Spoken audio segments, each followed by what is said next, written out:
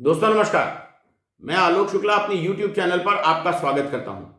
माध्यमिक कक्षाओं में गतिविधि के द्वारा विज्ञान पढ़ाने के वीडियो की श्रृंखला में आज हम सजीवों में पोषण के संबंध में चर्चा करेंगे। पर आगे बढ़ने के पहले मेरी चैनल को सब्सक्राइब कर लीजिए और बेल आइकॉन भी दबा दीजिए, जिससे आपको हर नए वीडियो का नोटिफिकेशन मिलता रहे। अगर वीडियो अच्छा लगे तो इसे लाइक और शेयर भी जरूर करिएगा। प्रत्येक जीवधारी को जीवित रहने के लिए पोषण की आवश्यकता होती है। हरे पौधे अपने पोषण के लिए मिट्टी में उपस्थित पोषक तत्व लेकर प्रकाश की सहायता से पानी और कार्बन डाइऑक्साइड से अपना भोजन यानी कि स्टार्च बना लेते हैं। इस प्रक्रिया में वे ऑक्सीजन गैस उत्सर्जित करते हैं। इस क्रिया को प्रकाश संश्लेषण या फोटोसिंथेसिस कहते हैं। पौधों का हरा रंग उनमें उपस्थित पर्णहरित या क्लोरोफिल नाम के पदार्थ के कारण होता है, जो प्रकाश संश्लेषण के लिए आवश्यक है। इसे देखने के लिए एक प्रयोग किया जा सकता है। एक बीकर में एक तालाब से निकाला हुआ हरे रंग का पौधा रखें और बीकर में पानी भर लीजिए।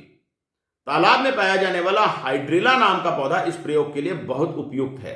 इसके बाद एक कीप को पौधे के ऊपर उल्टा करके रख दीजिए और एक परख नली को पानी भरकर कीप के ऊपर उल्टा करके रख दीजिए। अब इस उपकरण को कुछ देर धूप में रखिए। आप देखेंगे कि प्रकाश संश्लेषण के कारण पौधे से ऑक्सीजन गैस बुलबुलों के रूप में निकलती है और परख नली में एकत्रित हो जाती है। यह गैस ऑक्सीजन है। इसे सिद्ध करने के लिए यदि हम एक माचिस की जलती हुई तीली इसके पास लाएंगे तो वो और तेजी से जलने लगेगी।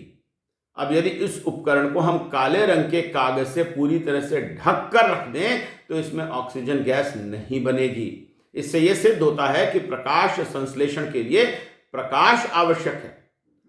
जिन पौधों में पर्णहरित नहीं होता वे अपना भोजन स्वयं नहीं बना सकते। ऐसे पौधे अपने भोजन के लिए अन्य पौधों पर निर्भर करते हैं। ये पौधे परजीवी पौधे कहलाते हैं। ये अक्सर दूसरे पौधों के ऊपर उगते हैं या फिर उनसे लिपटे रहते हैं। इनकी जड़ें उन पौधों के तनों के भीतर घुसकर अपना भोजन चूस लेती हैं। अमरबेल एक परजीवी पौधे का उदाहरण है। इस चित्र में भी एक परजीवी पौधा दिखाया गया है जो एक बड़े वृक्ष के ऊपर उगा हुआ है और अपना पोषण चूस रहा है। कुछ पौधे मरे हुए जीवों से अपना पोषण प्राप्त करते हैं। ये मृत जीवों पर उगते हैं। उदाहरण के लिए फफूंद या मशरूम, इन्हें मृतोपजीवी कहा जाता है। कुछ अन्य पौधे कीटों और अन्य जंतुओं को पकड़कर एवं उन्हें खाकर अपना भोजन प्राप्त करते हैं। इन्हें कीटभक्षी पौधे कहते हैं। इनके कुछ उदाहरण मैं आपको दिखा रहा हूं। ड्रोसेरा या वीनस फ्लाई ट्रैप कीटों और मक्खियों को पकड़ लेता है। पिचर प्लांट में एक लोटे जैसी पत्ती होती है जिसमें एक ढक्कन जैसा भी बना होता है। यदि कोई कीट लोटे या पिचर में गिर गया तो उस पर ढक्कन बंद हो जाता है और पौधा पत्ती से बने हुए लोटे में उसका पाचन करके उसमें से पोषक तत्वों का अवशोषण कर लेता है। इसी प्रकार कुछ पौधे तो अपने जाल में बड़े प्राणियों को भी फांस लेते हैं। यहां इसी प्रकार एक पौधे के द्वारा एक मेंढक को पकड़ना दिखाया गया है। कभी कभी ऐसा भी होता है कि जो पौधे दूसरे पौधे से पोषण प्राप्त करते हैं वे बदले में उन्हें भी कुछ लाभ देते हैं। उदाहरण के लिए दालों के पौधों की जड़ों में कुछ बैक्टीरिया रहते हैं जिनसे इन जड़ों में गठाने बन जाती हैं, जैसा कि इस चित्र में दिखाया गया है। यह बैक्टीरिया इन जड़ों से अपने लिए पोषण प्राप्त करते हैं, परंतु यह बैक्टीरिया हवा की नाइट्रोजन को नाइट्रोजन के ऐसे यौगिकों में बदल देते हैं जो दाल के पौधे के लिए प्रोटीन बनाने में उपयोगी हैं। इस प्रकार दाल का पौधा और बैक्टीरिया एक दूसरे की सहायता कर रहे हैं। ऐसे जीवों को सहजीवी कहते हैं। आइए अब जंतुओं में पोषण के बारे में जानते हैं।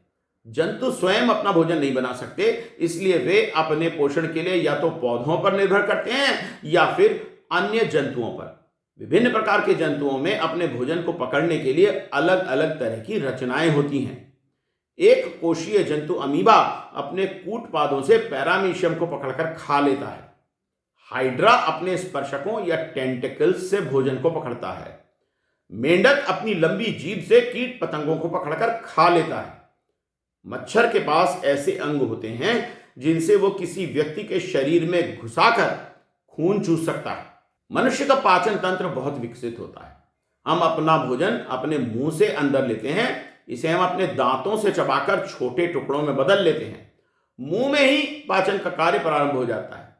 सर्वप्रथम लार ग्रंथियों से लार निकलकर भोजन में मिलती है। लार भोजन में उपस्थित स्टार्च को शक्कर में बदल देती है। इसलिए यदि हम रोटी का टुकड़ा देर तक मुंह में रखकर चबाते रहें तो हमें उसमें हल्की मिठास आने लगती है। इसके बाद भोजन ग्रास नली से होकर आमाशय जाता है। आमाशय के बाद भोजन छोटी आंत और बड़ी आंत में जाता है। यहाँ पर यकृत और अन्य ग्रंथियों से पाचक रस निकलकर भोजन को पचाते हैं और उनमें से निकले पोषक तत्व आंत के द्वारा शरीर में अवशोषित हो जाते हैं। बचा हुआ पदार्थ मल कहलाता है, जो मल द्वार से बाहर निकल जाता है। तो आज हमने जीवों के पोषण के बारे में जाना। आज के लिए इतना ही। जल्दी फिर मिलेंगे माध्यमिक कक्षाओं में गतिविधि आधारित विज्ञान पढ़ाने के नए वीडियो के साथ।